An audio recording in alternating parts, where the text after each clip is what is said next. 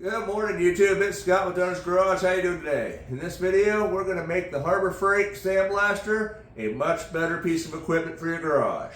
Yep, we're talking about this guy right here. So stay tuned. Before we get started, let me remind you that the More Overland and Off-Road Expo is being held in Springfield, Missouri on April 19th and 20th, 2024. This is the Midwest #1 adventure travel and consumer show. Matt and I look forward to seeing you there. We will be located in the Storytellers area. The discount code DunnageGar10 will save you 10% on your ticket purchases. Now let's get back to the video. All right, let's get started. This is the Harbor Freight Sandblast cabinet that we're all familiar with. It's a decent little cabinet, but it just doesn't do well. Again, it does decent.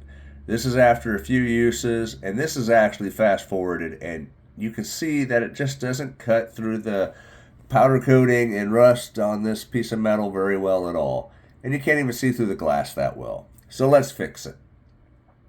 When you look at these from the manufacturer, they have you put all these little screws around the outside edge to hold the glass down, which is fine, except when you need to change out the glass, you need to reach underneath and get inside the machine to do it.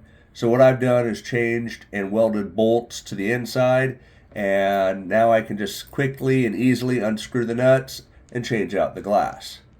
Now, speaking of glass, I am using plexiglass in a 3-layer kit.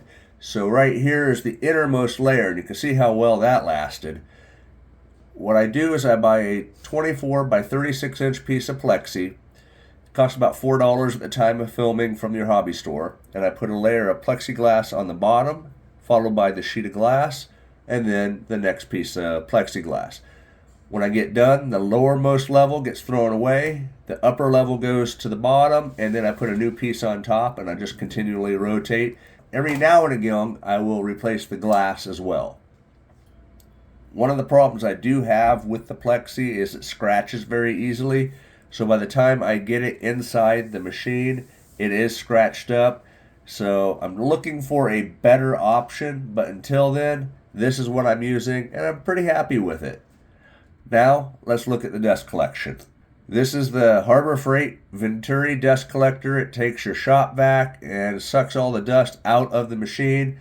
It's been getting used pretty hard, and it works great. This is what's coming out of the air and getting caught before it goes into the shop vac.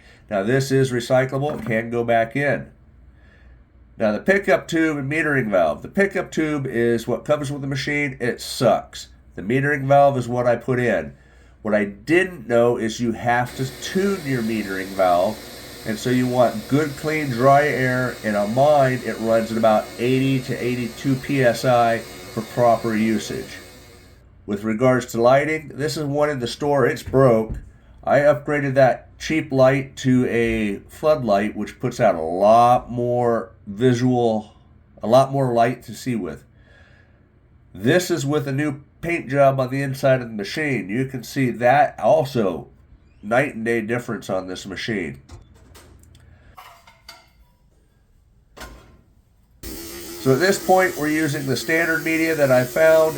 It worked okay, but you'll see here I have to plug up the machine to get it to keep flowing, and that's because I used the wrong media. I used this Black Blast. It's a multi-sized or multi-grit, which causes the clogs. So I've gone to a strict 80 grit blast media, and that seems to work far better. And you'll see that on here. This is not sped up. This is actual time. This thing is just absolutely amazing. The last thing I need to do with this is to get a new gun. I'm going to go with a foot feed gun. All the information on this I have gotten from partswasherupgradekit.com. They're an amazing website and very helpful. I spent a lot of time talking with them, and they are the ones that are responsible for getting this machine up and running. So if you're looking for parts to get your machine going, go see partswasherupgradekit.com. I'm not sponsored by them. This was all done on my dime in over a couple years. One final note is, even though this is a 40 to 50 pound machine, you're not supposed to use that much media. You're only supposed to use 2 to 3 red Solo cups full of media. And that's what's made a big difference with mine too. Thanks for watching.